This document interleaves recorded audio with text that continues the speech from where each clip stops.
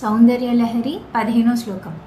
శరజ్యోత్స్నాం శుద్ధాం శశియుతజటాజూటమకుటాం వరసత్రాసత్రాస్ఫటికకటిక పుస్తకకరాం సకృన్నత్వానత్వాం కదమతాం Saddam సన్నిదదతే మధుక్షీరద్రాక్ష మధురిమధురీనా వనితయః.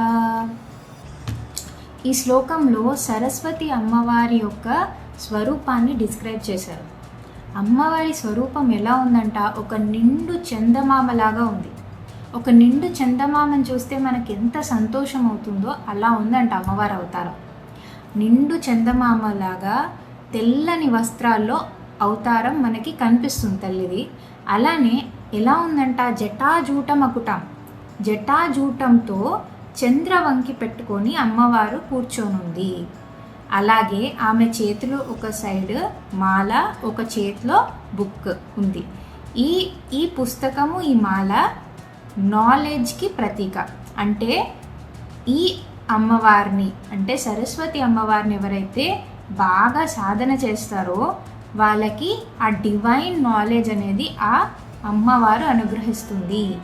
And ఈ divine knowledge ఉన్నవాళ్ళు, అంటే అనుగ్రహం ఉన్న వాళ్ళు ఎలా మాట్లాడతారంట, వాళ్ళు మాట్లాడితేనే తేనె పలుకుల్లాగా వస్తాయంట వాళ్ళ నోట్లో నుంచి మాట. సో ఈ శ్లోకానికి ఇది అర్థం. శ్రీమాత్రే నమః.